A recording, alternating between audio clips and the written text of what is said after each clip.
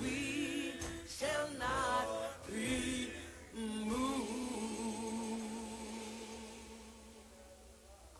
Well, good morning, and welcome to everyone who's here and everyone who's joining this program virtually. We're going to go to the Lord in prayer. Our Father in heaven, Lord, we come on this morning, thanking you, Lord, for waking us up this morning, Lord, giving us your new mercies, Lord. We thank you for the NAACP branch, Lord, here in South DeKalb. We thank you for this Black History program. We thank you for the month of February that we set aside Black History, Lord. And so, Lord, we just ask that you would just go with this program today, Lord, that you would be with each and every presenter, Lord. Go with Ms. G. Smith, Lord, all those who organized this program, Lord, that we all will walk away, Lord, enriched, that we've spent time here learning about this rich history of a people, Lord, that you planted here on this earth called African Americans, Lord. Lord, we ask that you would go with all those who are sick and shut in and bereaved during this time, Lord. We ask that you would heal the sick, Lord. We ask you would deliver those who need to be delivered. Lord, we pray that this program will open the eyes, Lord, of those who have closed eyes, Lord, to this rich history, Lord, that we all have benefited from here in these United States of America, Lord. Lord, we ask that this will be to your glory, Lord. So, Lord, we ask that you would bless it, that you would prosper it, Lord, and, Lord, that it would be touching, and, Lord, it would be enriching. Now, bless this program. In Jesus Christ's name we pray. Amen, amen, amen. Let's give the Lord a hand clap of praise.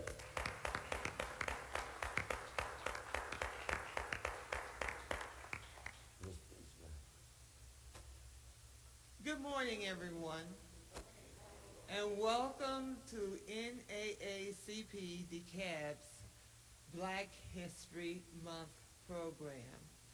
I am D.E. Smith. I'm the chairperson of the branch's Remembrance Project. That's the group that is presenting this year's Black History Month program. The NAACP DeKalb seeks to educate you about what's going on, what you need to know, and what you need to be concerned about. We try to equip you with the facts and empower you with the truth so that you will know what, if any, action needs to be taken. This year's theme is Our History is Under Attack. Save Our History. Now I'm going to change that slightly right here on the spot. I'm going to change that to Save the Truth of our history, because the truth is what's important. Our true history is who we are. It explains why things are the way they are today. It defines us. The truth will set you free. That's why the truth is so very important. We cannot, as a people, afford to let others define us. We cannot let others decide what our history is. There are people who want to rewrite our history, to even whitewash our history. We cannot let that happen. We must be able to teach the truth of our history to our children. Now, whether you know it or not, there is a movement going on right now, and it has been going on for a while, that seeks to have our children ignorant of our true history. This is simply a form of psychological lynching. And it's a form of lynching. They're not by people who are no longer wearing overalls, but they're now wearing three-piece suits, and they're sitting in our legislative bodies. It is a nationwide movement, not just here in Georgia. Yes, Georgia's caught up, but it's going on all over the country. And what concerns me is there's been very little discussion about this movement. Now, I want to warn you, this is not going to be an entertainment program. This program may even be disturbing, but it will be informative. If you care anything about the truth of our history, if you care anything about little black boys and girls learning the truth of our history, then keep watching. We promise you'll learn something. That's why we have a panel discussion this year rather than just one speaker. Keep in mind as you listen to our panelists, and I'm borrowing this quote from Mr. George Orwell, he who controls the past controls our future. So we can't ignore the past. We cannot ignore the truth of the past. Now, that's just my message for you this morning. Right now, we're going to go ahead. This is going to be a short program, and we're going to get to it. I will ask all of you who are present here if you will stand, and those of you who are watching at home electronically, if you can stand where you are, because we're going to sing the Negro National Anthem, Lift Every Voice and Sing. If you're here in the audience, it's on the back of your program, okay? And after we sing, the next person you will hear from will be our moderator, life member, Mr. Albert Fields, I'm sorry. I get that. I'm going to pay for that. Good morning, and again, welcome.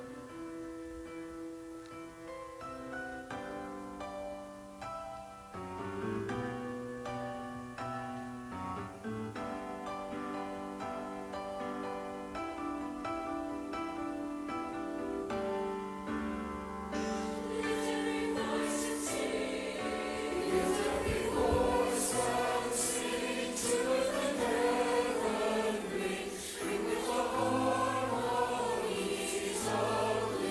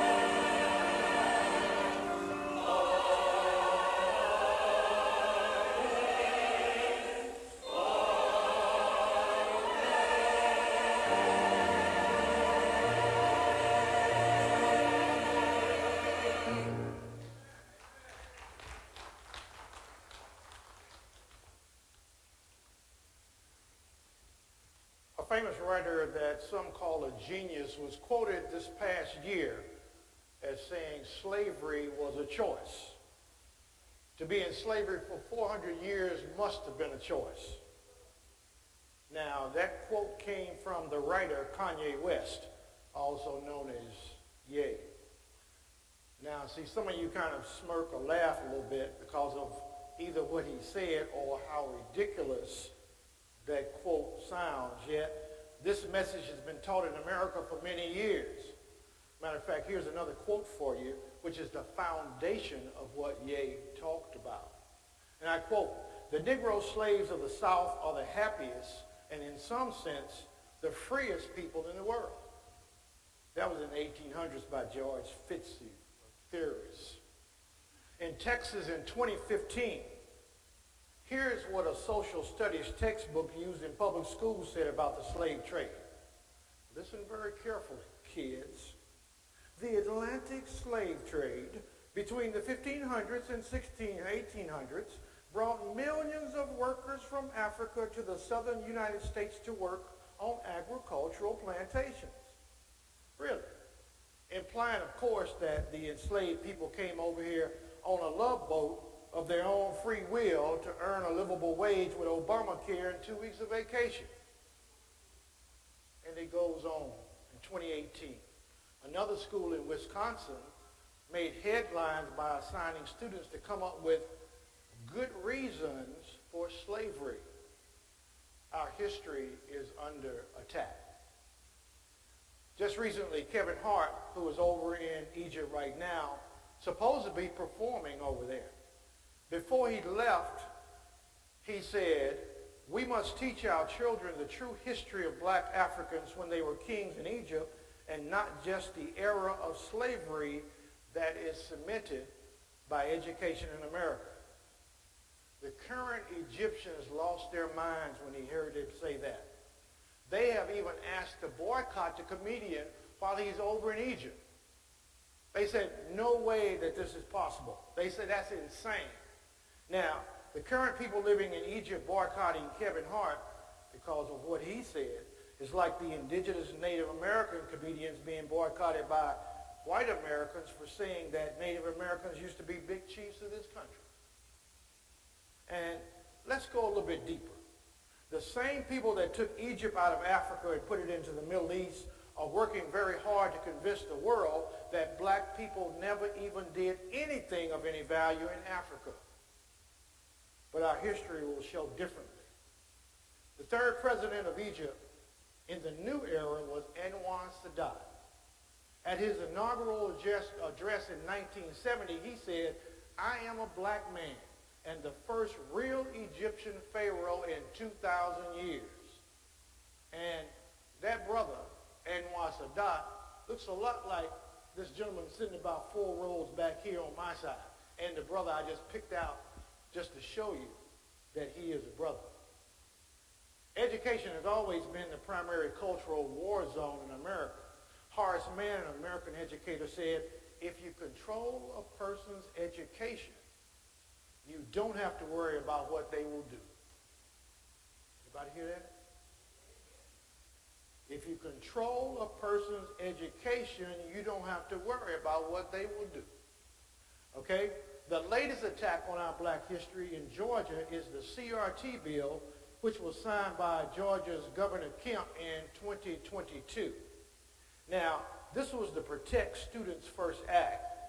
At least that was the short version. Let me give you what in reality it was.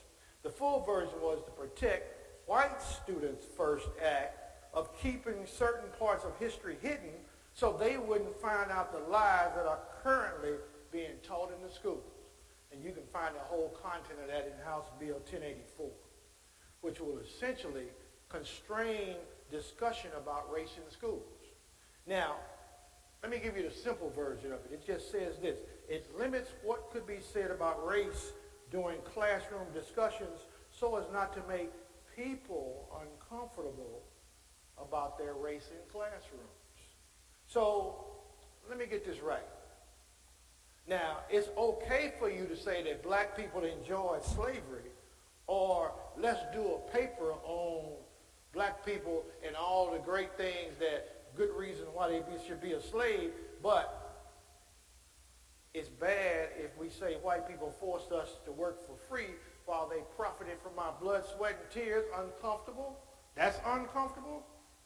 Boy, that don't sound like some blankety blank I can't say up in this church today. But I'll keep going. Let me go into detail because I want to set the stage for what these people are going to talk about today. The first thing you need to know about why we are even discussing CRT is a guy named Christopher Rofo. And I want you to look him up first chance you get. Christopher, R-O-F-O. He's the guy that promoted and positioned the idea of the CRT crisis and had parents in a panic. How did he create that panic? Well, he used an old tried and tested method. He just said it over and over again and made negative comments about it over and over again until people remembered it even when they didn't want to. I want you to finish this sentence for me today. If I say to you right now, it melts in your mouth, what's the rest of that? Not in your hand. Why? That method of marketing was the same method used. And if you say it enough times, people will believe it even if it ain't true. Because I know M&Ms do melt in your hand if you hold it too long. Okay? One TV station alone, one TV station, said bad things about this quote-unquote CRT 4,500 times in 1 year, giving the folk the impression that in reality, you would have thought CRT caused cancer, brain damage, or even COVID all at one time, but just to the white kids. Okay? Rofro rebranded the meaning of CRT knowing that his language would create panic and control. And in fact, what he did just proves what Dr. Greg Carr said was, who controls the narrative gets to decide how we see things. Let me say that again. Who controls the narrative gets to decide how we see things. So, again, what is TRT? It really doesn't exist in the public schools, but we are forced to discuss it simply because they were very effective in marketing what CRT really wasn't. Okay? For instance, they're happy as long as you talk about the safe history. You know, if you talk about Martin Luther King had a dream, they're happy about that. But they do mind you knowing that Martin Luther King asked for reparations and thought we should be paid because of their misdeeds. Now, they don't mind you bragging about the largest stone mural chiseled on a mountain in Georgia that applauds the Confederacy. They don't even mind the theme park with the Confederate flags flying and giving the little toys to the little kids because of their heritage. Well, let's go to the videotape and look at some of that heritage. Now, I'll tell you what they do mind you talking about. They do mind you talking about all the blatant killing that was done in the name of the Confederacy. They do mind you talking about all the money that was made off of enslaved black labor. They do mind you talking about, in fact, they don't even want you to talk about the fact that they got reparations after the end of the war. Now, we didn't get our 40 acres and a mule as we were promised, but they got their land back and so much more. They don't even want you to talk about the generational wealth that was acquired as a result and passed on for generations to some families that now live in Buckhead, Druid Hills, or Midtown. Did I just violate the Georgia law? Well, really what I just really wanted to do here today was set the table for this feast of information from our panelists we have here today. NAACP DeKalb Branch has assembled some legislators, attorneys, educators, and activists to add some clarity to this cultural war that's going on in Georgia. And we're going to start off first. And what we did, we're going to ask each panelist questions so you can get a clearer understanding of what's going on. I'm going to start off first with a legislator, Representative Mary Margaret Oliver. Now, she served in both House and Senate for DeKalb County for 25 years plus. And she has chaired the Judiciary Committee in the House and also the Judiciary Committee in the Senate. She's a lawyer in Decatur and former professor at Emory. Now, she's not on the stage, but we have her through electronics. And I did have a chance to ask her a few questions to explain this Georgia anti-CRT law and to go into details. So now we'll hear from Representative Mary Margaret Oliver.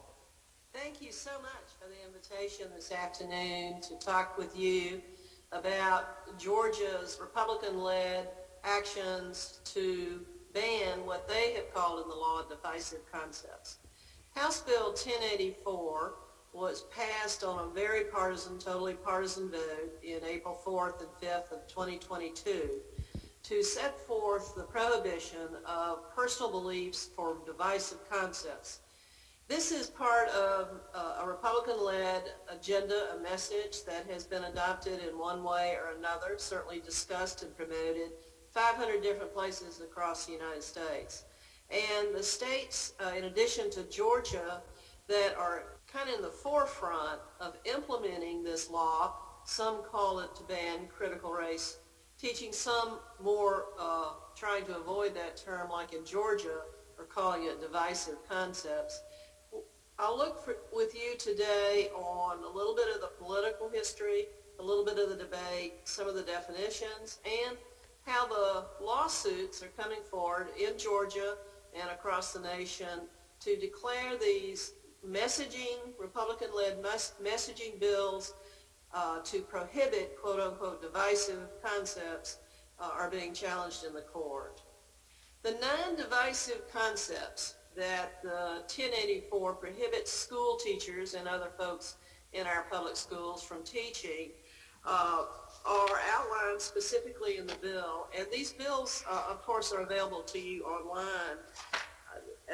Among the divisive concepts that the bill prohibits is that one race is inherently superior to another race, that the United States is fundamentally a racist country, that an individual by his or her race is inherently or consciously racist or oppressive towards individuals of other races. When Governor Kemp signed this bill, oddly in Forsyth County, what some of us think of as a sundown county, and that's part of Georgia's history on race, he stated that he wanted to keep, quote, woke politics, close quote, out of the public schools. In other words, Governor wants a one-sided view of history in public schools. This law is being challenged by a coordinated way by the Georgia Association of Education, the National Education Association, and the Southern Poverty Law Center. And in November, those entities sent what the law requires, a letter to Chris Carr, Attorney General of Georgia, saying that we are challenging this law in court. I want to thank Mike McConnell of the JAE, who is working on this lawsuit, who is helping me prepare this brief talk today, and also my intern from Emory Law School, Blaine Milton, who did a tremendous amount of work. The litigation that's going forward in the other states is having a full discussion. This is a curb of freedom of speech. It's an improper, illegal terms of definitions that are too vague to be implemented. And teachers are in peril. And teachers, we need teachers to have all the strength they can muster to come to these classrooms every day. And I am very, very regretful that the Georgia General Assembly, in a vote of 99 to 71, passed this legislation last April. I could talk about these issues and these legal issues challenged in court for an hour or so. We don't have that kind of time. But this is an important, bad bill that was passed by the Georgia General Assembly under the leadership, the campaigning leadership of Governor Kemp, in a way to curb, curtail, limit a full discussion of history in Georgia. Just as the way the history of Stone Mountain Authority and Stone Mountain Monument has been misused intentionally. There has not been an honest discussion about that. It's a very big symbol in our county of bad discussion of history in relation to racial reality tensions. this legislative effort, 1084, is designed to curb a real discussion of the history that is part of Georgia's life today. And for the sake of the teachers, those in schools that are required to teach Georgia history and required to lead children into a real understanding of the communities where we live and the importance of our history, it's a real threat in my view. And my fingers are crossed that this litigation that will be brought forward, that will get intellectually honest and helpful direction from the federal courts. It's my pleasure to be with you today. I'm happy to answer any further questions, so you can call me at my law office or email me down in the Capitol, and I'm happy to help us understand how this litigation going forward. Good bills litigation in New Hampshire and Florida is active, just like Georgia's will be soon, and we'll be getting some direction whether this misleading and partisan effort to curb a discussion of history will be allowed to stand under the Georgia law or on the United States Constitution. Thank you again for this invitation. Very happy to be with you, and sorry I can't be there in person this morning. Thank you, Representative Oliver. Imagine for a moment that you go into Baskin Robbins to get yourself some ice cream and you see all those flavors sitting there and they say the only flavor you can have is vanilla. That's what the anti-CRT bill is doing for us. And we have a legal person here today to talk about a little bit about what's going on. Craig Goodmark, who is a civil rights attorney that has been working in Georgia since 1999, and he's currently working with an impact litigation team to address the constitutional harms caused by HB 1084. Craig, tell us about the national trend and what's going on and what kind of work you guys are doing to stop these type of bills. Absolutely. And thank you all for having me this morning. It's great to be here. You heard from Representative Oliver. There is a team of impact organizations, including the Southern Poverty Law Center, the National Education Association, which is our national educators organization, as well as the Georgia Association of Educators, working to address this issue. Couldn't emphasize Representative Oliver enough. It's just a bad law. And so we're working coordinated effort to try to address that. The history of these anti-CRT laws, you hit it on the head, Albert. It's Christopher Rufo, just creating this idea almost out of whole cloth, getting the ear of the conservatives in the country, and then getting directly to then President Trump, who he urged to sign into some form of action an anti-CRT movement. Of course, that happened. President Trump signed an executive order, and that set this process in motion, essentially giving cover to the 50 states to begin this anti-CRT or I don't even like to call it that because it's really broader than that. I mean, it's really taking aim, just like as Dee said, taking aim at the truth in history and just whitewashing it out altogether. The vanilla ice cream comparison is perfect. After the executive order was signed, we start to see administrative rules pop up over the 50 states, and then we start to see statewide rules happen. These states start following it, and then unfortunately, and as things go, this issue, the Republicans identified as a prime election issue. And so after the 2020 election, Trump takes office in the 2022 election, President Biden takes office in the 2022 election, we see the Republicans begin to use this issue by passing these laws and then politicking on it or campaigning on it so that they can create a difference between people and of course, try to push that agenda forward to get people elected. Since 2021, we now have 44 of our 50 states that have passed some form of divisive concepts or anti-woke or anti-CRT legislation. It can come in the form of an administrative rule. It could come in the form of a state law. It can be done locally at the school district level. It can be done statewide at the state house. 18 of those 44 states have passed bans on divisive concepts advocacy. And what's important and what you had mentioned about how the laws have rolled out is it's not just we're whitewashing it, but we're whitewashing a particular side of the debate, which is that we can't advocate for any of these concepts. And Representative Oliver identified one, which is that the United States is fundamentally racist, or that systemic inequalities exist in our governmental systems. Well, it'd be one thing just to teach the history of that, right? And we could do that and give both sides of the debate. But the law says you can only say that it doesn't happen. You can't say that it does happen. And that's a problem.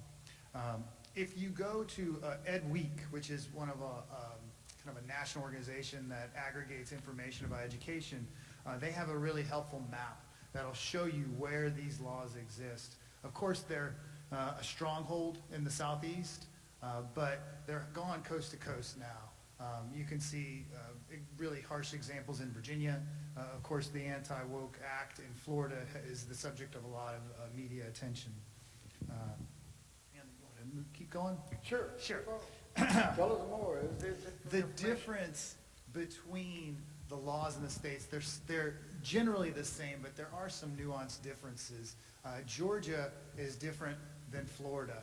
Florida is different than Virginia. Our Georgia law can be very difficult to understand, and much of the litigation that we are targeting is that difficulty. The concepts, like Representative Oliver said, are vague.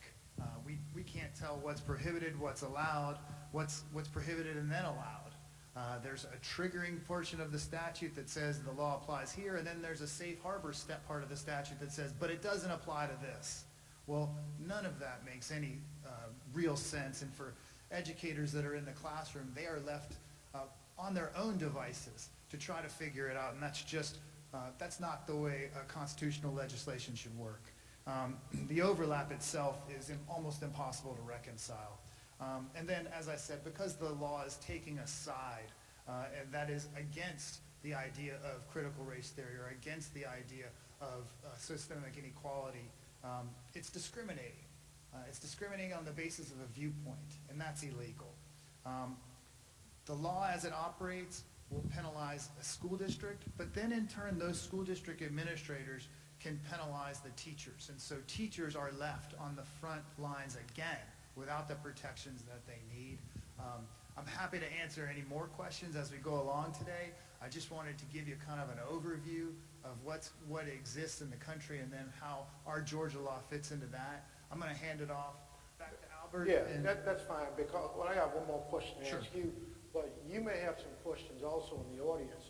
Go ahead and put it in the chat if you are on our live stream.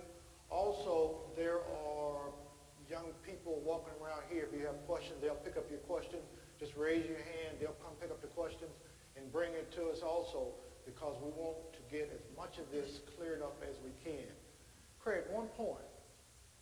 Are the schools losing funding if they, quote-unquote, violate these laws? Can you talk about that? Sure, and the law provides for that, and the answer is maybe.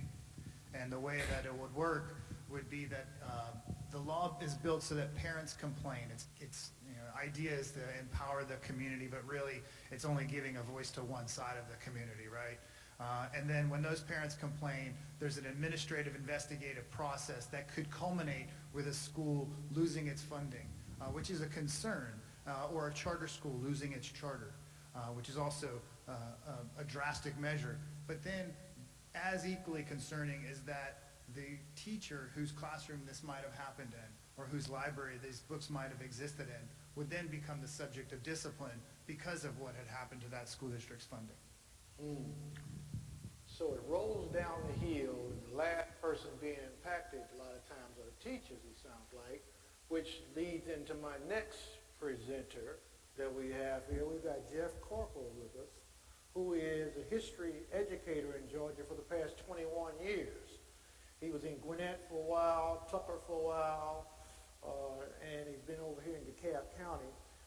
In addition to him being an educator, he's also been involved in political activist work, including GAE, and I want you to explain what that means, because acronyms I don't always get. And he served 4 years as the House District 81 Committee Chair. Let me introduce you to Jeff to give us more detail about how these laws are affecting his work in the schools. Yes, thank you. Good morning. Thanks for having me. As an educator, and first, GAE is the Georgia Association of Educators. So it's our professional organization here in Georgia. I'm a member of the local organization of DeKalb Educators. The main issue with this facing educators is the law is extremely unclear. It's hard to understand what we can and cannot say. And it seems almost if that's intentional, because then teachers are going to err on the side of not saying anything and just sticking with what they know will be the safe thing to say, which is just one side of history. One thing, especially as an AP, advanced placement teacher and I use, primary source documents in my other classes, but it's instrumental in AP for them to be able to analyze and look at primary source documents. And part of the law says that we must present things in an objective manner and without endorsement. And part of the confusing thing is well, if I present a primary source document and someone is saying one of these things that is against the law, is that then interpreted as me endorsing it just because I'm having students read a document that's professing one of these beliefs, even if I'm giving the other side? Because that is part of history, is looking at both sides of an issue, and this law seems to almost imply that I can't provide students with both sides of the argument. That in doing so, just simply providing a primary source could be viewed as me endorsing that belief. And the law is so unclear on that my worry is that many teachers, especially in systems that aren't as supportive as their teachers like I am now in DeKalb, will be silenced and will err on the side of playing it safe and not providing a true view of our history. Okay, great.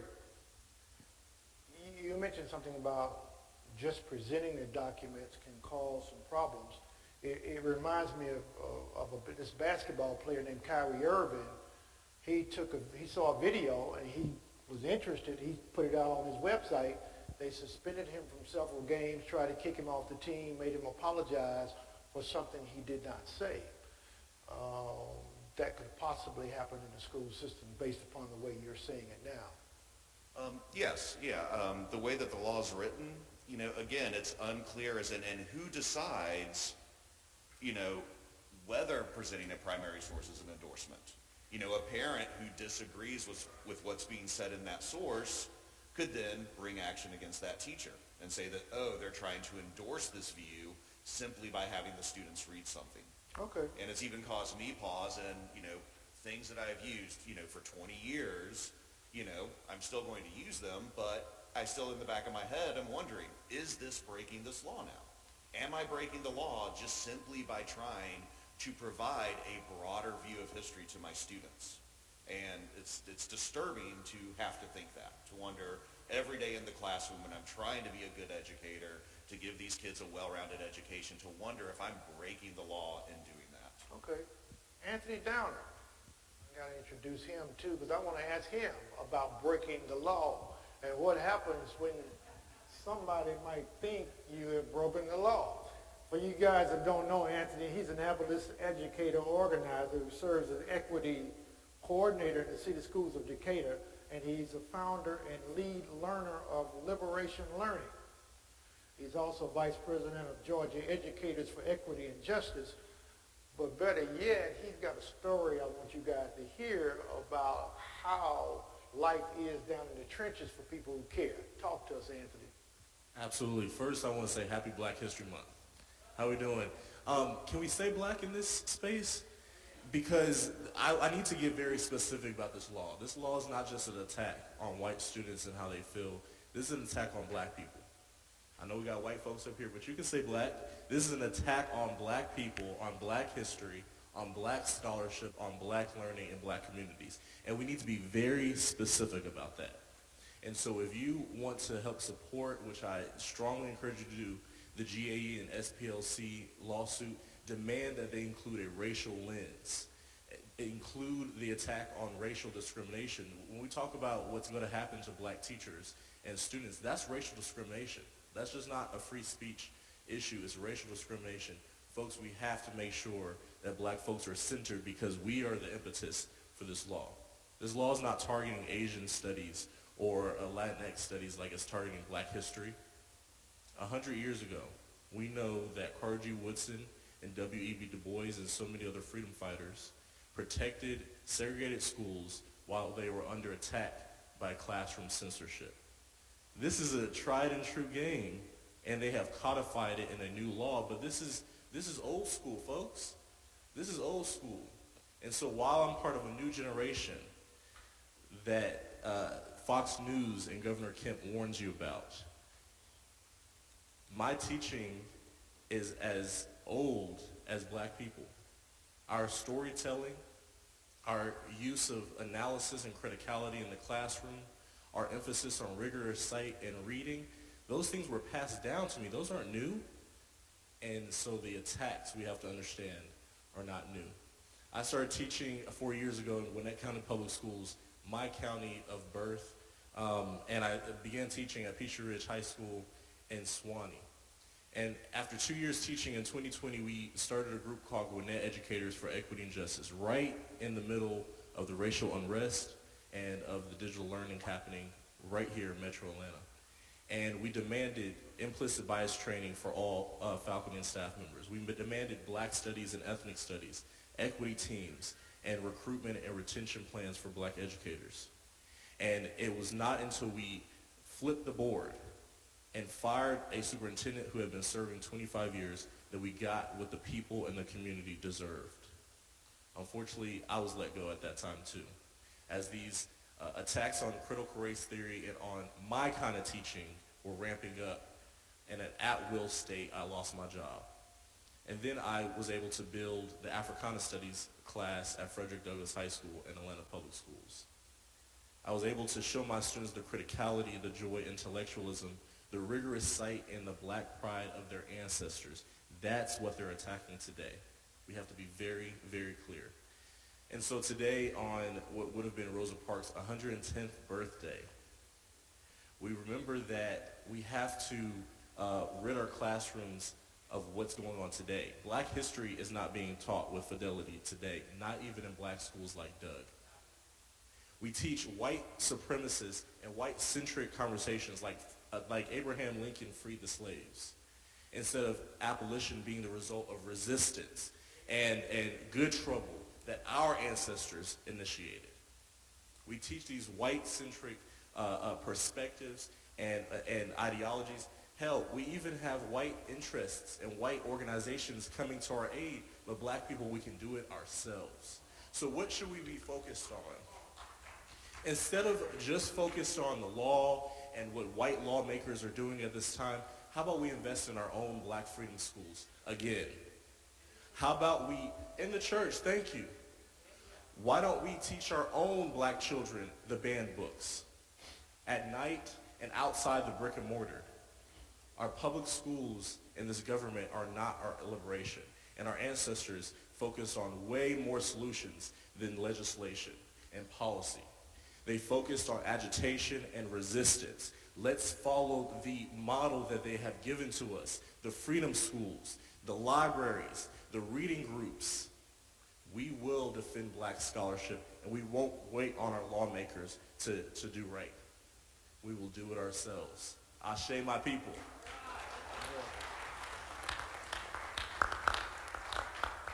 As an aside, Anthony made me think of something when I was putting this presentation together. I wanted to get some quotes from people in the old days of what they thought about slavery, and so I quoted some of those. But really, I started out looking for quotes from George Washington, since I knew he had enslaved over 250 Africans. I'm sure he would have a whole lot to talk about it. You could not find one quote in any documents I Googled about what George Washington quote. So he either pled the fifth or He didn't know he had enslaved people. I'm not sure which one it is, but this, am I violating the law again? Okay, here we go. I'm going to be in trouble before we get out of here. I know that, but these guys have got some good information here.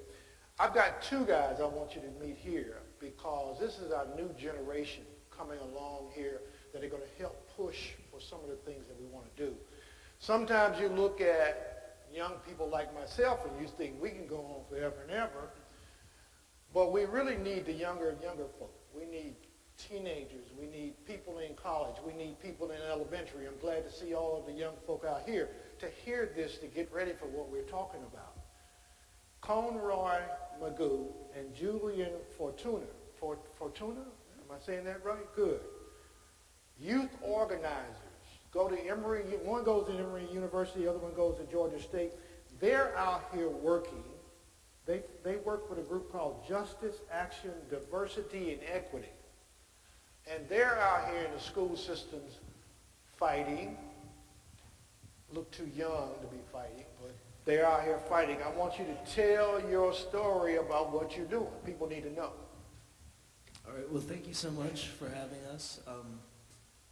So it's funny that you say we're too young to be fighting. I think we see this in every generation, in every movement, that young people are taking up arms because we are in the classrooms. We're seeing exactly what's happening. We're seeing our teachers being scared to talk about things that maybe they used to talk about.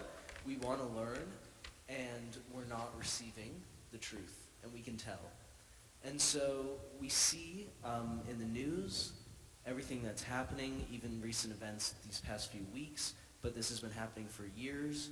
There's a national political war that is centered around race that has been happening for a very long time, and it's coupled with the daily experiences that students of color have in schools. Students are looking for history to explain how we got to where we are and what we can do to move forward. And to attack history is to remove an opportunity for students to learn about how to organize and how to be effective advocates for change.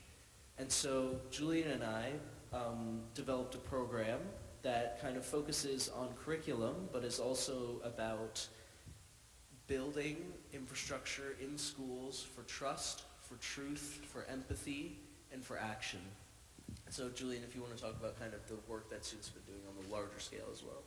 Yeah, so I think, like we've heard, this is a fight that's been happening quite literally for centuries. But I want to look back to last legislative session briefly when 1084 was actually passed, because I think it demonstrates how much energy there actually is amongst younger people to stop these types of harmful attacks on history, right? Like we saw students show up to the Capitol and work hand in hand with people who, are older than them, different backgrounds than them, teachers, lawyers, advocates, community members, right, to fight against what were actually 4 different classroom censorship bills. And 3 of those got defeated because of that kind of intergenerational work and that kind of work of students showing up, right, testifying, sharing their stories, talking to press, which at the beginning of the session essentially only quoted like white reactionary voices, but towards the end was starting to quote a more diverse audience, right, of people who were actually impacted by these laws, right? We saw students march in the hundreds, right, from Decatur High School was one of those groups, to the Capitol, right, to talk about that. We saw students drive all the way up from Savannah to testify, and they were left basically sitting on the steps of the Capitol by lawmakers who rescheduled a hearing because they didn't want to hear what they had to say. It really can't get more clear, right, like what they're actually here to protect, right? And it's not students or the interest of students because students are telling them what they want, right? We're saying we want to be able to learn history, we want to be able to discuss these things, and we don't want our teachers to be scared for their jobs, right, for basically doing what they're supposed to, right, which is to teach us. And so I call that out as a lesson because I think it's important for us to know that, like, there is kind of work happening around this and that there is energy here, right? But, like, at the same time, we're up against these really, really powerful and entrenched forces of white supremacy, right? And, like, that takes time and effort, and it takes creativity, too, to counter. So I guess with that, we can kind of talk a little bit more about, I think, kind of how we see Jade, which is not only kind of a curriculum and a class, but is also kind of an attempt to organize our communities and provide like a more, an almost like affirmative vision of what like we could be doing, right? Because like for all of the attacks that we see, like we can't lose sight of the fact that like the system already like is still super imperfect, like to put it lightly, right? Like the system that we're now forced to protect still is awful in a lot of ways. It still needs so much improvement. And so the thing that we're trying to do, I think, with Jade is to say, like, yes and, right? Like, yes, we need to protect public education, and yes, we need to protect all of these things, and we need the classes where these things, where these battles are being fought to be better.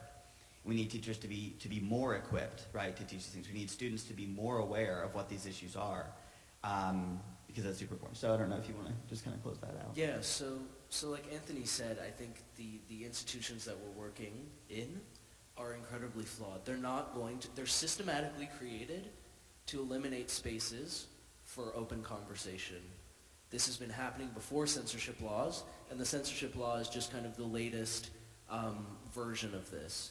So what activism looks like in schools is creating spaces. You can't wait for spaces to appear, for students all of a sudden to have a platform and be able to share what they want. You have to actively create spaces and opportunities for teachers to say what they feel, if they feel safe, what they're comfortable teaching, and you have to help them. You have to provide information. You have to create spaces for students to talk about what they want to see in the curriculum, what they want to see in the classroom, how they can empathize with peers that maybe don't look like them. And so the goal of Jade is to create space. Mm-hmm. It's to create a space for students to empathize with each other across demographic lines, for students to be exposed to the truth, to be exposed to multiple perspectives and understand that the history they're taught in a textbook is a single version, mm-hmm. and that you can find history in stories, in novels, in poems, in music, and much more than just a textbook that someone wrote hundreds of years ago. And so Jade is an investment into the culture of school systems where students can be connected to great organizations like DeKalb NAACP and other organizations doing the work so that students will know where they can go if they have an idea in their head and they want to actualize it. And can I just say one real quick thing? Say one real quick thing. Well, which is that, like, the last thing I want to do is just situate Jade as part of this much broader effort among students, right? Like, we, Cohen and I, are two of literally hundreds of students that I know personally, right, who are fighting these fights in their counties in different ways, right, investing in youth power and the ability of young people to get out and make change. And so that would be, I think, the last thing I leave us with, which is that, like, this is one part of a much broader effort on the part of young people to kind of protect honest history and black history more specifically. So I got some more things for you guys. I want to know more about this, okay? Are you in the classrooms raising your hands saying, excuse me, I need to correct something you said? Or are you engaging students in the hallway saying, come join us? Where's the action point? Let's talk about that. Right, so we're both in university now, where a lot of that is still happening, the questions being asked and all that, but we encourage students, so we have a strong connection with students who are still in the Decatur district, and we encourage students to be asking questions if they want to hear about something, because a lot of times teachers will be very scared to bring something to the table. But if they're asked a question and if a teacher feels comfortable, it's easier for them to answer to a question instead of exposing students to a divisive concept, So we're encouraging students to kind of be raising their hands, be bringing up these things in school in your conversations. I think also too, one point is that, like, it's really hard to know what you don't know, right? And the thing that these laws do is that they almost put the burden on students to be the ones to challenge these narratives when, like, this should be a place of learning, right? Like, school should be a place where they can learn and trust what they're learning, right? And so I think that, like, a lot of the work, too, that we have to do with students is again, to Anthony's point, creating spaces to kind of unlearn some of the harmful things that we've been taught over the years. And that's a lot of the work of, well, you can term political education, but really it's just educating students about the realities of our society, of our history. And so some of the other efforts that I could speak to as well is, right, an effort to, like, distribute those types of materials through, black student unions, right, and students in our network, right, to say, like, this is the actual issue, like this is going on, like know your rights, right? Like know what you have a right to learn and know what you have a right to discuss in the classroom and understand like what is being limited and taken from you, right? Because it's hard to know that without someone telling you, but once you know, right, like you do want to stand up, you do want to do something about it.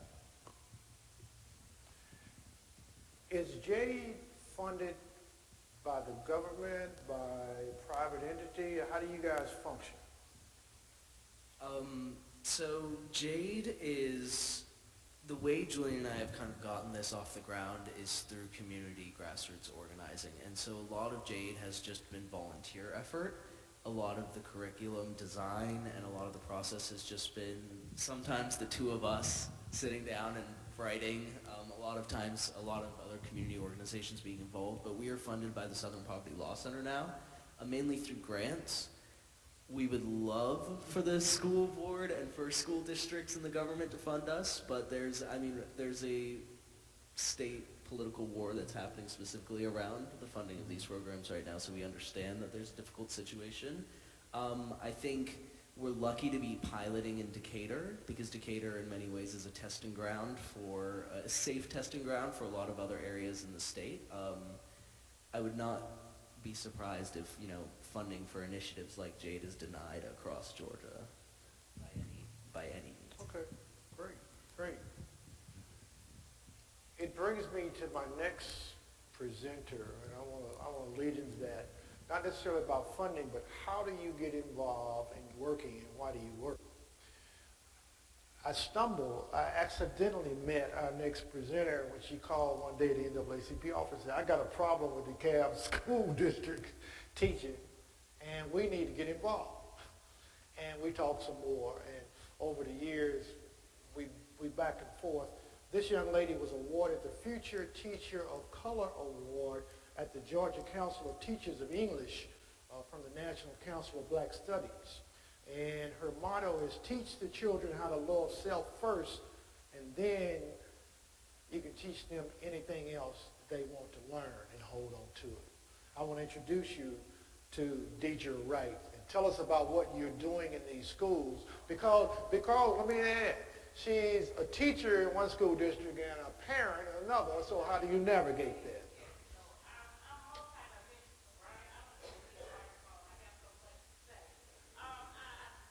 Can you do the microphone so that it goes out? Yeah, because it's going I out. thank my colleagues for all of your eloquent words and how you brought forth the message. Thank you so much.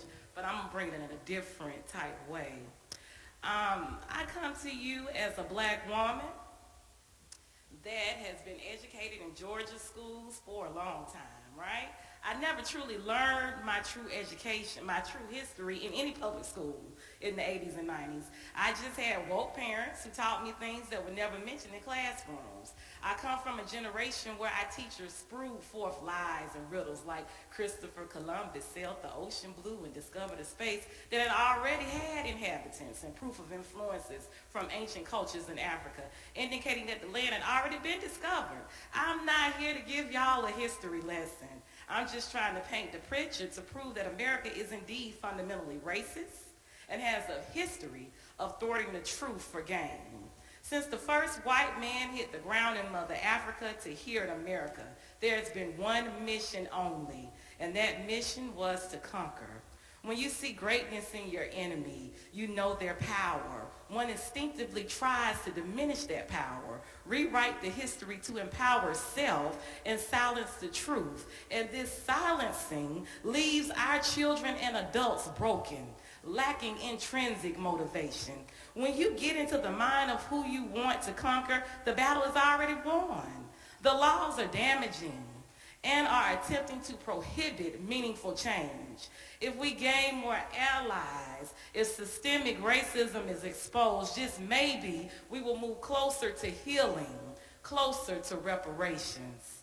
Failing to acknowledge the systems of the world that are still operating and have failed to even provide reparations or require teacher preparation programs within the state to go through training that teaches about white privilege and multicultural pedagogical practices says to me that my thoughts, experiences, voice, and the pain of my people are insignificant, and the black and brown child's self-esteem doesn't matter. Dr. Carter G. Woodson wrote, if you can control a man's thinking, you don't have to worry about his actions. When you determine what a man shall think, you don't have to concern yourself about what he will do. If you make a man feel that he is inferior, you don't have to compel him to accept an inferior status, for he will seek it himself. If you make a man think that he is justly an outcast, you don't have to order him to the back door. He will go without being told. And if there's no back door, his very nature, my brothers and sisters, will demand one. Education has always been used to manipulate, suppress, and to control the actions of one's enemy. Think about it. The U.S. paid and ran schools for the Native Americans between 1819 and 1969 and forced the natives to abandon their culture and taught them that a pale man discovered them and saved them when they were already established. That's child abuse. And when the system tells our children that everything is fair and that all you have to do is work hard and pull up your bootstraps, when systemic racism exists, it's child abuse. So what do we do, my brothers and sisters? We rise up and demand that our voices are heard and demand legislative change. Let me tell you, me and my group did that, and we were ignored by the Education Committee. We sent emails, we called. You remember, Brother Fields? Yeah. Oh, yeah. So I don't know. I said, so. What is your group doing now? Talk about some of the You things know, I I gotta get this out. I'm gonna tell you. Okay, go I'm do gonna tell you. your I'm thing. gonna tell you. Don't let me stop you. I got you. So my brothers and sisters, allies and enemies, we will not be silent, nor wait feebly for the government to be fair, to be equitable. It's time to advocate for justice and the funding needed. And in the meanwhile, let us not wait passively, but maybe utilize our resources and start schools and community centers. We're on the same boat. And see creative ways to empower, educate, equip, and save our children with what resources we do have. And the main resource that we have always had was the black church. The solution is to rise up and wake up and demand these resources while making change. Oh, a wise woman once said, by the name of Audre Lorde, for the master's tools will never dismantle the master's house. They may allow us to temporarily beat him at his own game, but they will never enable us to bring about genuine change. Representative Will Wade, who sponsored this House Bill 1084, had one thing in his mind, and that was to preserve himself and his kind while silencing the justified pain of the other. Fannie Petty Watts once said, "Let no man think to have set his own house in order if he is unmindful of his brother's well-being." It's time to set our houses in order and be mindful of all. Our Latinx family, our Asian family, the poor, abused, ignored, and how systemic racism has indeed stifled and denied opportunities for all of us to grow. It's time to pull our resources together to demand legislative change, but also in time for the church to be radical and innovative with the resources we do have to reclaim our lost youth, establishing schools, rec centers, and outreach programs to teach and show love. May we all place our hands on the plow collectively to propel us towards becoming a more healed and empowered people. And that's an amen. That's all I have to say. So we are working, but we teachers too, right? And so I'm tired of the system. It needs to be dismantled, and we need to create safe spaces for our children. All children. There's beauty in diversity. There is beauty in us bringing all of our identities to the table, and it's healing. Healing occurs when you do that. So it's time for us to create spaces for all children to be safe, to be themselves, and to be honored. Very well. As you were talking, all of you guys make it sound like this is something new. And we had a chance to talk with Professor Gibbons from Harvard University. And one of the things he pointed out was in the 1900s, if the white administrators came down to the schools and found that the black teachers were teaching out of an unapproved book, one that they didn't go along with, they would have the teachers suspended sometimes. So the teachers would sometimes sit and put the book up under their desk and teach the black students to help them understand what was going on, so that they did not run afoul of the people who tried to keep the schools in a certain area. And that's what you guys are talking about so far. You know, how do we keep these schools going? And how do we avoid that last part of that Carter G. Woodson, and if there is no back door, we will make one. That's the part that we really got to worry about, okay? So this group, I know you guys have questions. I know you've heard some information here. If you've got some questions, have them sent to the front, have the young kids pick them up, and I'll start asking questions. But I want to start off with a very important question. Last year, our NAACP DeKalb group gave books to the public schools here in DeKalb County. We gave the 1619 project. We gave it in the elementary. We gave it in the middle schools. We gave several books.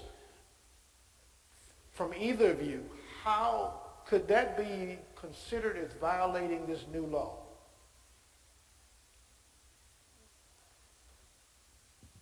Well, it depends on who in DeKalb County you gave those books to. If you gave those books to the DeKalb County School District, and then the school district took them and put them in the classrooms, then yeah.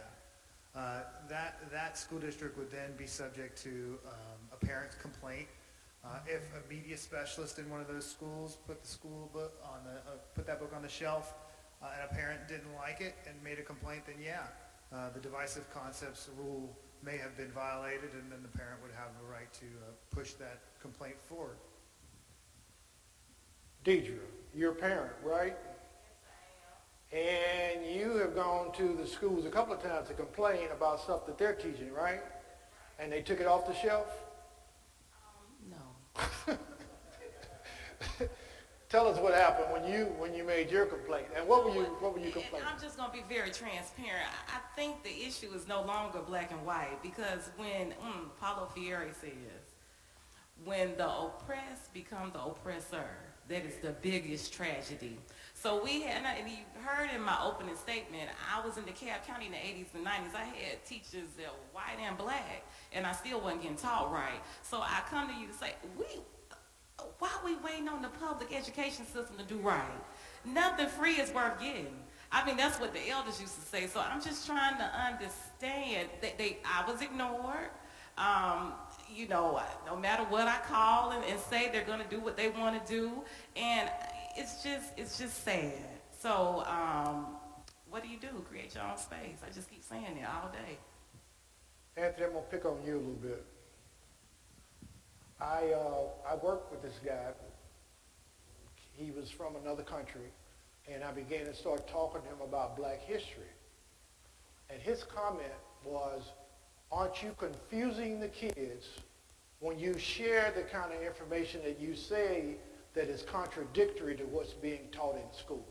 What would be your response to something like that? Ooh, that's interesting. Our schools today, and this is, I think, the biggest folly of this law, as I said earlier, our schools are still teaching a white-centric and white supremacist version of the history. And so, as an aside, I encourage black parents and communities to use this law to then complain about the lessons that make black kids feel bad.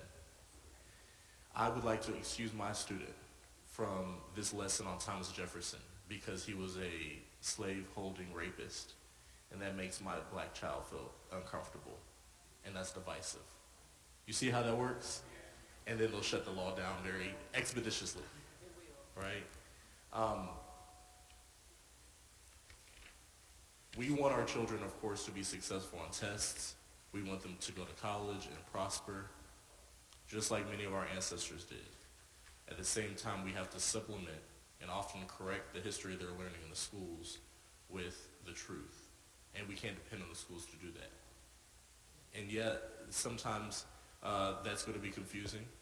Yeah, it's happened in the past. Our ancestors hid books while they were teaching about the white saviors of George Washington. They had to hid books that taught the truth. And sometimes you would get a double story. Sometimes you would be able to perform Lift Every Voice every day, but once the white administrators came in, you had to switch very quickly to the Star Spangled Banner. It's often confusing. And so at some level, we'll have to decide, while we're waiting to improve our public schools, while we're waiting to revolutionize them, what are we going to do about our black children, about our black learners? And how much are we going to allow them to be confused under this Eurocentric educational system? Jeff, you've been under that educational system for over 20 years. You've been teaching history for over 20 years, right? Yes, sir. Yes, sir. Didn't I tell him not to call me sir? I'm going to get you. What do you teach in your history? How is your class any different as a history teacher, as a white history teacher, as a white history teacher with long hair and a mustache? How is your history class any different from other teachers in your same area? I don't know about so much other teachers in my area, but what I try to make an effort to do is teach my students history different than the way that I was taught it. Because I was taught the white supremacist, American exceptionalism view of history. And as I said, through the use of primary source documents, I show them the truth. You know, if someone wants to say the Civil War is about states' rights and not about slavery, have them read the Articles of Secession, where they put it right there. This is about slavery. Provide them with the primary sources. So that's what I do, is I just try to not more worry about what's happening in other places now, but I think about what my education was and try to give my students a more fuller truth when I'm teaching them. Okay. And what are your peers saying to you? Your fellow teachers? Do they even eat lunch with you when you take a break? Oh, yeah. I mean, especially in where I'm at right now in DeKalb County at Tucker High School, you know, most of the teachers, you know, hold my similar view. Most of us are there because we have a passion for history. Most of us, you know, grew up in a time where we weren't getting the full story of history, and that's generally why most of us went into it, so that we could teach that fuller history. You know, I was shocked when I got to college and started reading stuff on my own, you know, and was out of the public school system because I went to public school in Alabama. You know, so I was getting the Alabama public school education, you know, and so as I learned things on my own, I was shocked that I didn't get that. So I want to ensure that my students do get those facts that were withheld from me when I was growing up. Okay. So that's how I try to change things. Okay, great. I've got a couple of questions here. One question I see 2 or 3 times, what is critical race theory? And we made light of it here. We told them it's been made up. But basically it was a college level, postgraduate level course for lawyers to look at the legal process and how life had impacted through race. And it was just philosophical. It had no value other than that. But when Christopher Rofo got a hold to it, they do what's sometimes called, they find a second definition. Okay? What's the second definition? For instance, the company Xerox. Anybody remember them? Xerox? But if you said I'm going to Xerox something, what did that mean? You're going to go make a copy because they became the second definition for what Xerox is. CRT, the same thing happened. The philosophical thing that was discussed at the college level, they figured out a way to use those terms because it was easy to say CRT. It was easier to say CRT and implant it in somebody's mind so that they remember it melts in your hand and not in your mouth. And so, that's the opposite way. But anyway, so CRT is not being taught in the public schools. They're calling it CRT so that it's easier for parents to get upset about it because now they can go out and fight about something that they don't know what they're fighting about. And basically, you could say that's the difference between the people who fought for the earth was flat versus the earth was round. They didn't know what they were talking about, but they still were just as fervent and just as into it as they could. So that's a quick definition. If you need some more legal definitions, you can look it up. Here's a question for you guys. How can parents, PTAs, and students advocate at their local school level to get more black history into the schools? Anybody can take that. We deal with the state law first. Deal with it. You know, what I'm saying is we need to advocate for that change to happen before you can go to the local level. Am I wrong in my assumption? The lawyer knows. Well, there's law and then there's grassroots organization, right? So I think both of those things happen at the same time.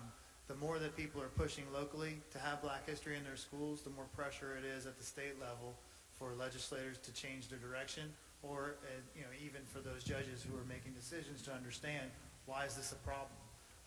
One of the pieces of any lawsuit is to show a harm. And if we can show that there's harm here, that teachers' speech is being chilled, they're not being able to teach what people want, and clearly we can show people want this because at the local level they've been advocating for it. I think it's very effective to show that harm. Right, if I can add on to that, something that we've seen that's pretty effective is attending school board meetings as parents or students, events that happen within the district where you can where there might be like a public section or a Q&A section where you can view your opinion. I think emphasizing, if you're a parent or a student, that the law is what's divisive and not the content is really important, because you can show that what you want to learn and what you want your students to learn is being taken from you. Your community is being divided by the legislation that is trying to unify people, apparently. I think the kind of community organization that's happening right now should keep happening in conjunction with a larger legal strategy. Yeah, I just want to jump in with that. And what we said earlier, if you guys have a chance to pull the bill up and read it, the language is very confusing. In one breath it says that it's prohibited, and in another breath it's allowed unless you're putting your personal beliefs in on it. So it's confusing. Again, church, can y'all wake up? We just need a space for people to come into church. You know what I'm saying? Community centers to teach our children what our children need to know, because this is going to be a very back and forth type battle. Please read the language. It's very confusing. And I think too, one last point I'll say is it's not just trying to divide communities. It's trying to pit community members against each other. It's teachers versus students, students versus teachers, parents versus teachers, administrative, politicians really against us all, frankly. But this is the reason that's important, right? Is because when we can show up, especially as parents, and especially as parents, can push back on that narrative in a way that the right really tries to monopolize, right? You always, whenever you see these stories, it's never right-wing political operatives push this thing. It's always conservative parents, right? And verifiably, we know that these people aren't actually parents. They may not even live in the county that they're at, right? But when we can show up for our own communities and speak at the school board as parents, that's a very powerful counter-narrative at the local level and at the state level. So definitely important, I think, to promote that. Here's what I've always wondered about. I think Anthony has already had an experience with this, so that's why he is no longer in one place. But we have 3 teachers up here. Do you worry about stepping out of line and losing your job? Tell you what a wise friend told me. She said, live low beneath your means. So when you need to step out, you have to step out. And that's how I live. I've been reported for teaching about reparations in Clayton County. So it's real. It's real. Without going into a lot of the legal part of it, what was your administrator's position on that, and what happened? Without going, okay, take the fifth. Okay, take the fifth. Jeff. No, I'm serious. What about you, Jeff? You don't worry that somebody's going to call you to the office one day and say, hey, buddy, you need to go do that somewhere else? Well, yes, Yes, and that's why I'm part of the plaintiff in the suit, is I am worried. You know, I'm going to teach true history to my students and give it to them, but I'm worried every day. There's, you know, some copies of some sources sitting on my desk right now, and every time I look at them, I'm like, is me giving my students this to read going to be breaking this law? You know, it's coming up next week, and it's just sitting there digging at my brain going, is someone going to complain about this source I'm going to have my students read, in which it, you know, deals with, you know, the plantation system and other things like that. You know, it's actual American history. It applies to what we're covering. It applies to these standards. Yet this law says I should be teaching the standards and it shouldn't go against it, but in the other way, it tells me I can't teach things that are in the standards I'm supposed to teach. So there is that fear, you know, and my biggest fear is for teachers in other systems. Like I said, DeKalb is very supportive. I don't feel that my administration will come down on me, but I never know when there's going to be that parent that's going to complain about something. And that brings up another point. You asked, you know, what can the community do? I would say if you're a parent, when you hear about a teacher teaching true history, call the administration and say you're thankful for that teacher.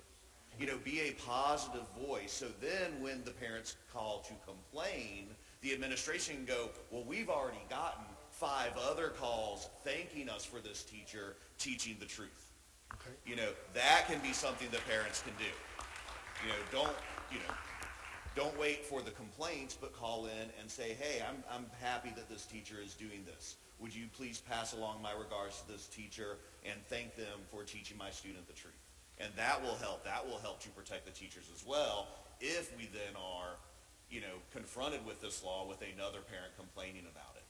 So just as he said, you know, calling for this, you know, letting people know that you want these programs in the school in the same way, letting the school know that you're thankful for the teachers who are putting themselves at risk, you know, with this law by teaching the truth. Let them know that.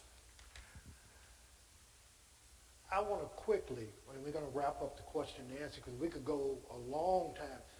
There was a good question that I wanted to go into where it asked, basically, when you're in a school district where you're 90 to 100% black, not calling names, DeKalb, and they won't teach the black history, and they won't give the kind of history about the slave trade and all that in real terms.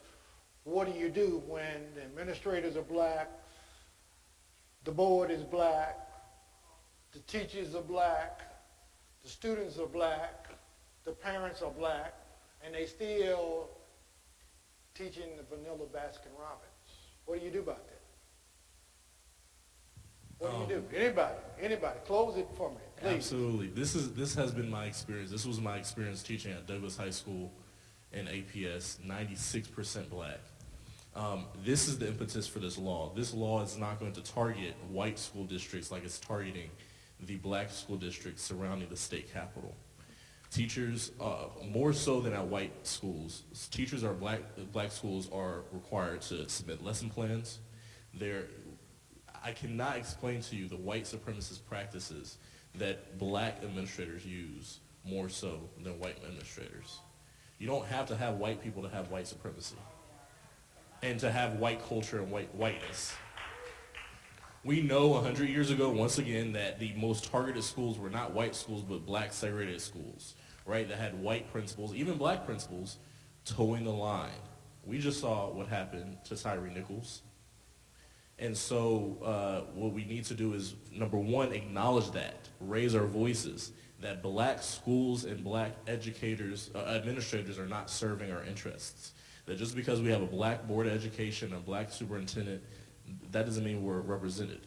But part of that, what is resulting, that classism that happens, that excludes poor black people, is that we're not showing up in those spaces. We're not showing up to the school board meetings. We think, oh, we got a black person up there, we're represented. No, not at all. We have to show up to the PTA meetings, the board meetings, the Senate and the House hearings. We have to show up because we know black is not monolithic. We know that we have many, many black people included in our community, so each one has to show up so that black classists and black capitalists do not control the narrative. When we just depend on black people, that's how we elect folks like Andre Dickens and get things like Cop City. That's not serving black folks, so stop depending on just black. We have to show up, folks. And we need to educate our people. Okay, we tell them go out and vote, vote, vote. We do these drives, but we don't educate our people on the bills and how to effectively lobby. So we really need to do that. That is the missing man. I'm going to thank the panelists. There's going to be some more around this, but I cannot get all these questions answered. But here's what I'm going to commit. We're going to get some answers to the questions we did not answer. And we're going to put them out on our website at NAACPDeKalb.org. That way you can go look at the answers for yourself. And if they're still not answered, if you write us at info@naacpdekab.org, I'm going to hunt these guys down and we're going to get some information. We will get it done, okay? I have a special guest here tonight, one of our talented AXO members. AXO is the Afro-American Academic, Technological, STEM, Olympics.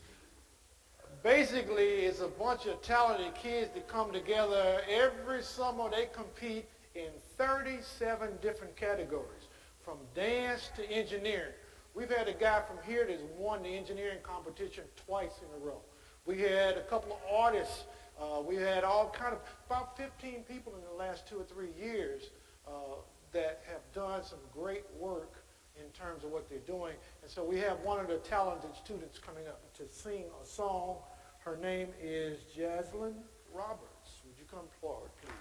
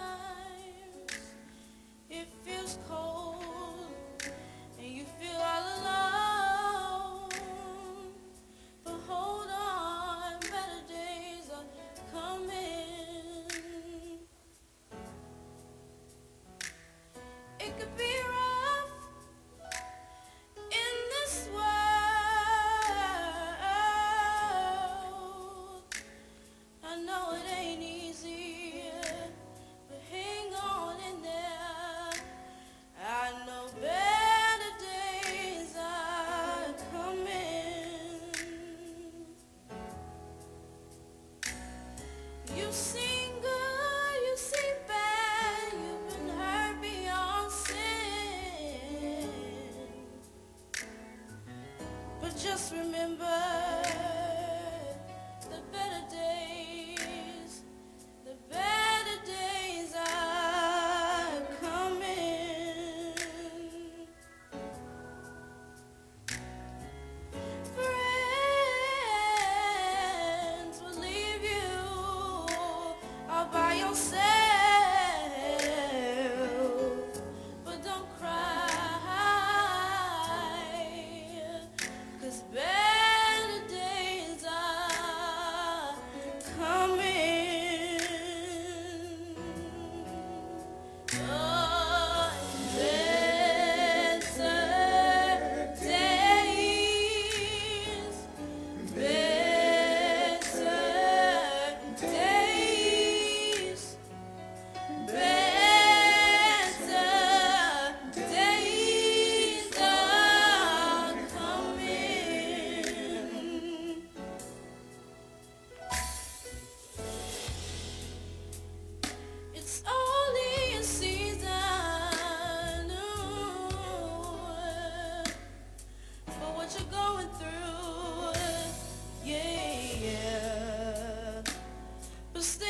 focused and never lose sight.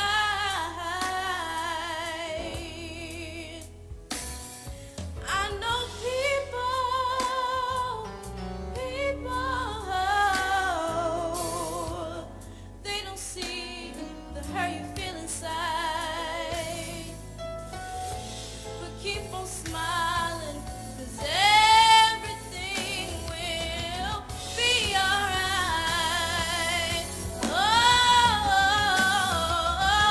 better days, better days. Oh, yes, better days are coming. Oh,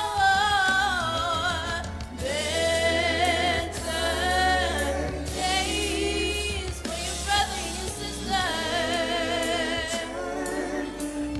for your mother and your father. Better days are coming. Better days are coming.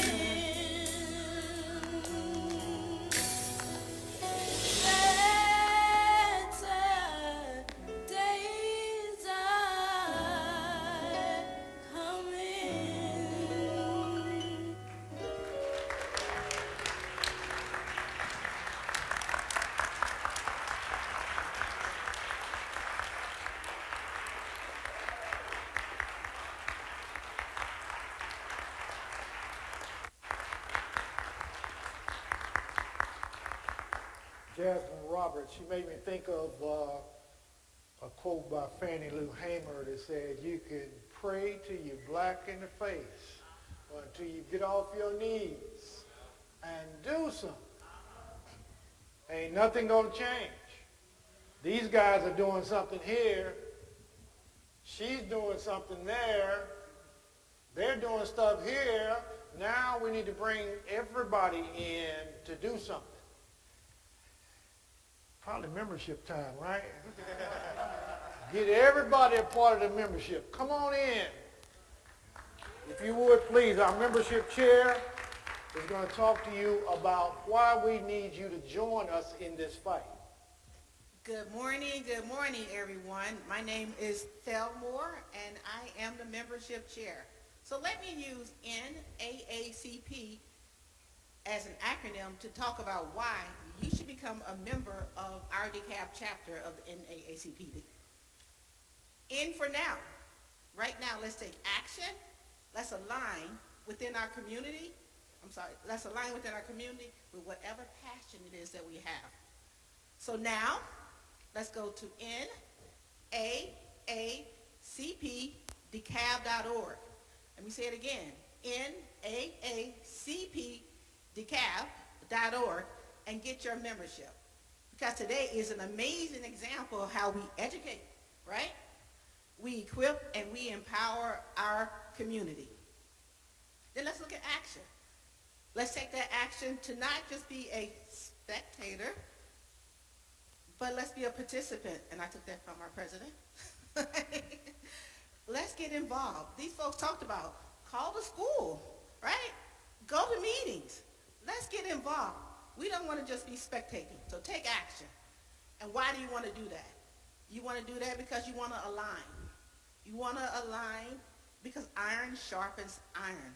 And right here in the NAACP DeKalb, we are sharpening iron. And we want you to be a part of that. We have our economic development. We have criminal justice, health, legal redress. Think about our community. Commit to your community by getting involved with our community organization, our religious affairs. We talked about religious affairs and how we might be able to get our churches involved, our housing, our veterans committee. Then let's be passionate in whatever your purpose might be. Get involved in political action, guys. We are heavily involved in that particular aspect of our community. Then you saw this young lady up here today. Let's get involved with our youth. Let's get involved with our education committee. So whatever your passion is, we've got it right here. at NAACP DeKalb.org. Thank you.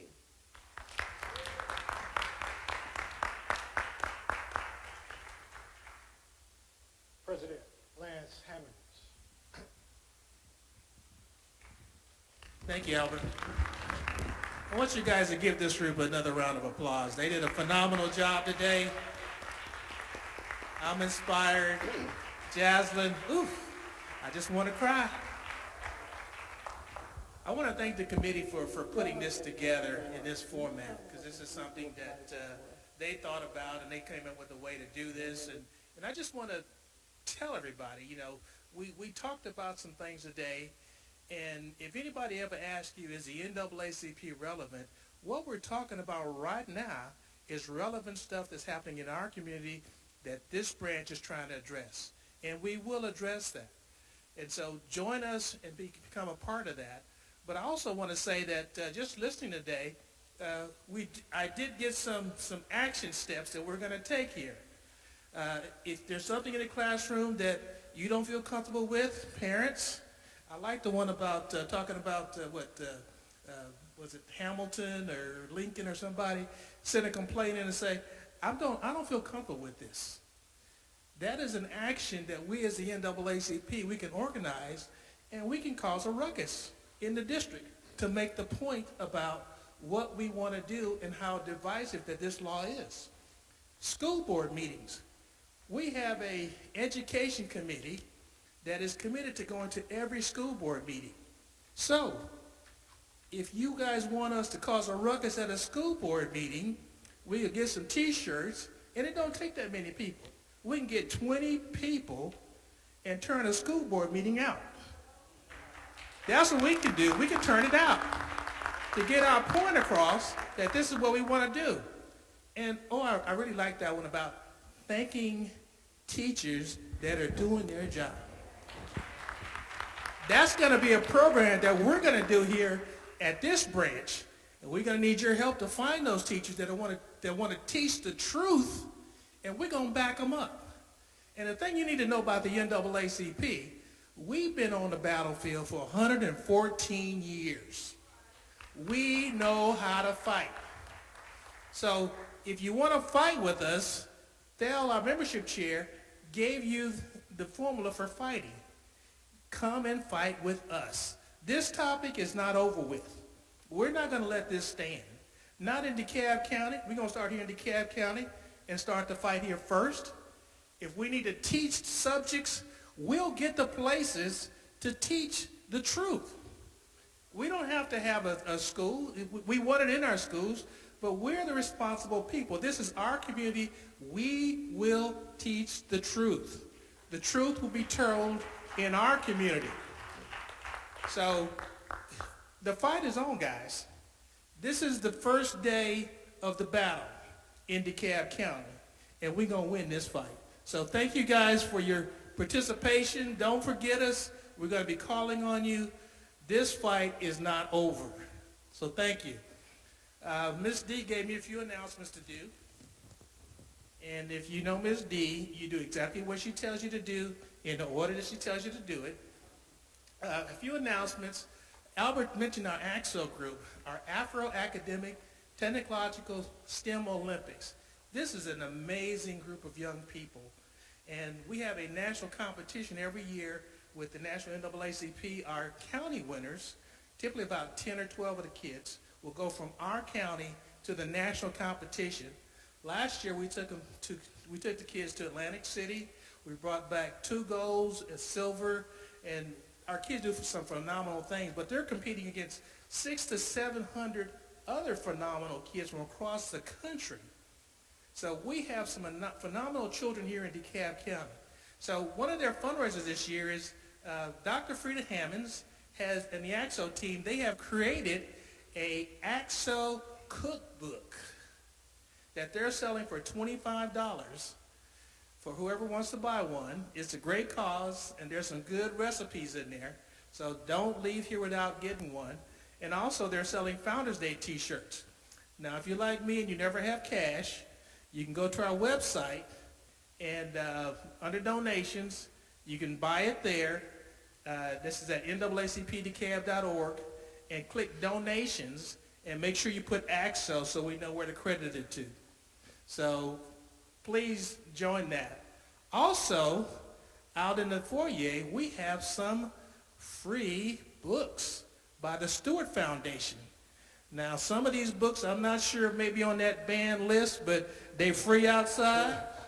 So if you want to get some good history before they take them out to schools and we get them back in there, they're free outside. So I want to thank the Stewart Foundation for supplying these books. Thank you.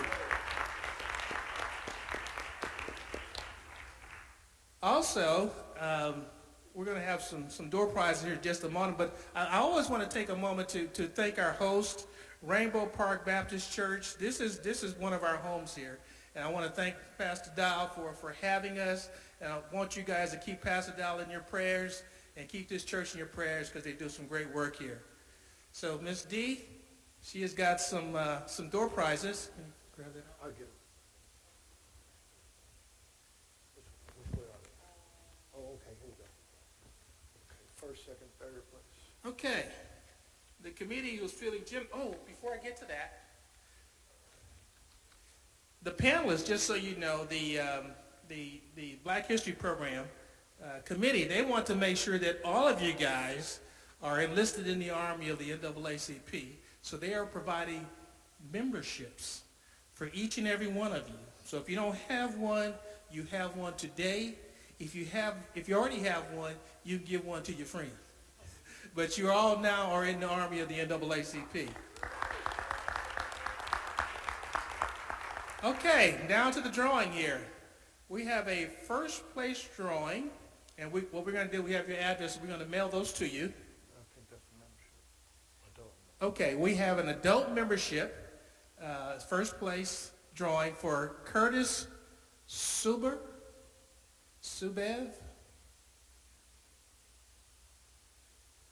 He may be online. Curtis, we've got your address, so you will get a membership from the History Committee and the NAACP branch. Second place, this is a cookbook. All right. I don't see my name on here, so I didn't win that one. This is the winner for second place is Adam Labad Jr. Adam, are you here? All right, Adam. You are going to invite us over for one of those recipes, right? Okay. And third place is a NAACP branch t-shirt. And that winner is Ransford Johnson. Ransford? All right. So again, I'm going to thank everyone for coming. I'm going to turn back over to our host, Mr. Fields. And Albert, if you can take us out. Before we go, I do want to answer one question that I think is very important. And the question went like this. I don't have children. I am in a district. I care. What can I do? I'm going to put it to you like this.